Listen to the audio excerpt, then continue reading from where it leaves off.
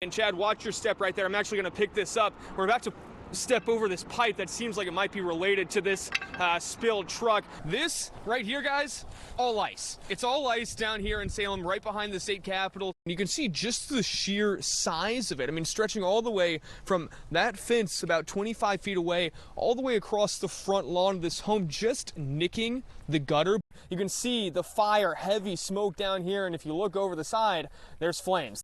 Hundreds and hundreds of people are down here waiting for news at Delta, waiting at American. We spoke to a few people who said they've been here since 3:30 a.m. Let's walk down here and show you a little bit of what we're seeing. Obviously a lot of signage, a lot of chalk as well, but people have been here all throughout the night, spending the night camping down here for this protest. NODOT crews tell us they have no idea how long this is going to last because power lines are down. More moderate Democrat in the primary before then losing in this tightly contested race to Chavez DeRemer. But okay, what about now, 2024? There's a lot of unclarity about a project that was passed in 2020 for $60 million. Yes. Why? I'm sorry. Which part? Why is there not more answers? Answers about what's going on with this project. Yeah. Mark, thank you for being here. First and foremost, I mean, how does this race, as tight as it is, affect the national scene? Chris McGinnis referenced iTunes from, 2005, so we're hoping that you can give us a 21st century report on tonight's concert. Please. The 21st century, I mean, you can have Spotify, you've got Apple Music, you got a couple of options, or even better, just see him live in person, guys. It's a mess. For the past 4 days, Tony Ogden and his husband have been stuck in their West Hills house. Their road still packed with snow, and their home hasn't had power since Saturday. So you're kind of stuck. And they're not alone. Neighbors up and down nearby streets are in the dark too. There's only so much a fireplace can do. Sherry Homan has been bundling up and sitting by a fire to stay warm. My living room went down to 49 this morning. All the while, families wait to hear from PGE. I think PG could do a much better job at communicating. People across Portland told KGW they've rarely heard from the power company since electricity went out Saturday morning. Though PGE says with hundreds of thousands of homes losing power this weekend, they're working as fast as they can. There was widespread damage across the entire surface area. Now, PGE says one of the biggest issues preventing them from accessing homes and quickly restoring power is debris, like massive trees being down across roads across the Portland metro area.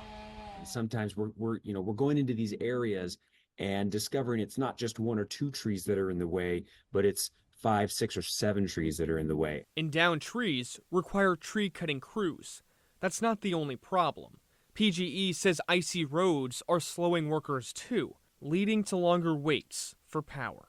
And so before we can provide an estimated restoration time on when we think power will be restored, our crews, with something of this scale, our crews need to go out and assess the situation. PGE has 1,600 people working around the clock, though those without power say that's not good enough. The fact is they don't have enough people. Well, it's a little bit frustrating when you don't get answers. Wherever you looked Thursday morning in Vancouver, you were met with students. We love teachers. Teachers are awesome.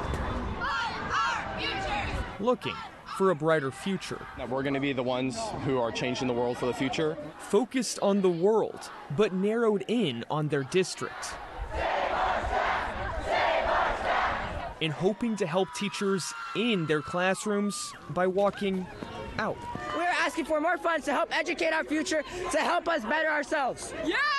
The walkout formed after the district announced it would slash more than 250 jobs next year as part of $35 million in budget cuts. We want the district to be honest with us about why our teachers are getting cut and why our programs are leaving. This is going to affect the rest of our school lives for everybody here. And students say some English and math teachers already told them they won't return next year, Larger class sizes are in store too. They're the ones that are being the most affected by these budget cuts. I don't know how we expect to accomplish the mission of education without teachers in the classroom. But this march was no shock. Yeah, our students let us know that they're frustrated, right? To some. They care about their teachers, so yeah, respect that. Like Jeff Snell. What's up, man? Hey. The superintendent of Vancouver Public Schools. Yeah, he's the evil guy.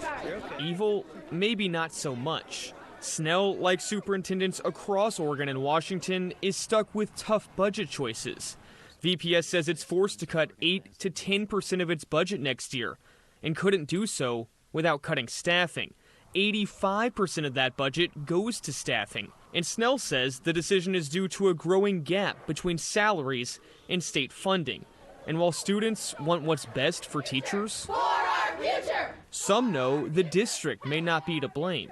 We are getting budget cuts from the legislative, but we know we can't go all the way up to Olympia and talk about this to them directly, but we can get our voices heard from our neighbors, from our parents. And this protest could make a difference. And I heard this possibly could help, so that's why we came here. And then we saw the superintendent, we took a photo with him. And maybe mend some bridges through selfies. It's us. Between students and administrators, as both sides call Fund our futures! for a brighter future. If this does like 1% of anything, then it's worth it. In the most unusual of places, it's possible to be surprised by the ordinary. Like kids on their way to school. Let's head in, guys. 3 students, All right. to be exact. Any questions? Okay. We started here with 6 and then a family moved away, so now I have 3. Just 3 in the whole school. And with 6 days left, the school year's far from over. Yeah, we're gonna combine this. These are the 3 things. You've got a really good start, Kelton. Cheese. For a trio that's forever linked. Carly, how's yours going? You could say Good. they rule the school. You just get used to some of the things, everybody being related. Tyler Johnson is the superintendent of the Jordan Valley School District, serving a small ranching community in eastern Oregon, just minutes away from the Idaho border. So we're going to label. Charlie and Carly are sisters. What do we have to do here? Kelton's their cousin. Yep. And they've all gone to Rockville Elementary School since kindergarten, continuing a decades-old lineage. At the only elementary school within a 40-minute drive. It's an incredible place to be. It doesn't get any better. So not only are you teaching in a building that's been in existence for a long time, but their families have attended school here. These 3 are the 3rd generation of Mackenzies to attend Rockville. All right, kiddos. And when there's a break in the day, they're quick to be outside. There you go. Even recess means getting creative.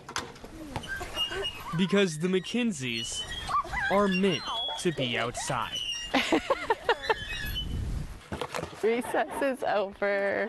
Your summer plans are to rodeo. For generations, their family has ranched. I like horses a lot. And they're next in line. Already, they feed and water dogs, pigs, and goats, and horses. For hours after school. And for the cattle? And then when they have calves, brand them.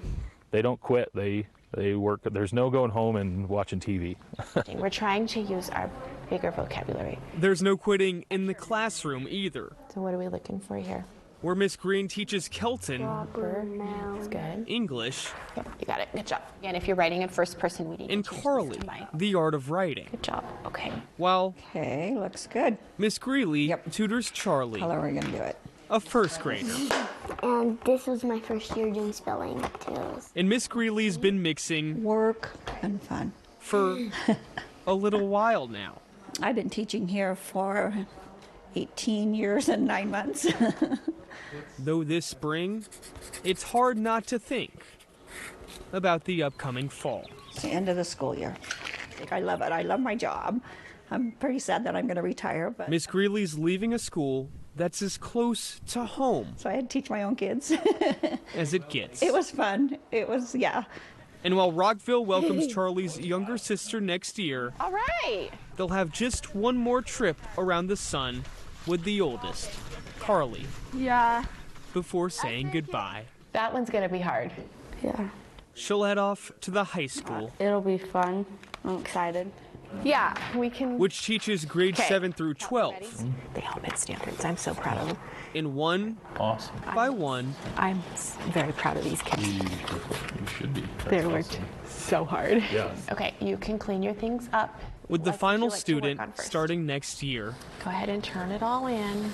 School will shut down at some point if we don't get more families, which in Rockville is pretty rare. So yeah, she'll be my last kindergartner. That's sad to think about because I love The school will close in 8 years. And after spending a decade or two Good job, 'cause you're teaching kids to read and to write Okay, you're getting close. for the first time, There you go. Perfect. these teachers I've known a lot of them from birth. will have to watch from afar Put your binder away. as their kids go on through life, which may be simple but extraordinary. Yeah. A new chapter is going to be ahead. A new book to be written. All right. Thomas Shults, Yeah. KGW News. This is home, and we love it.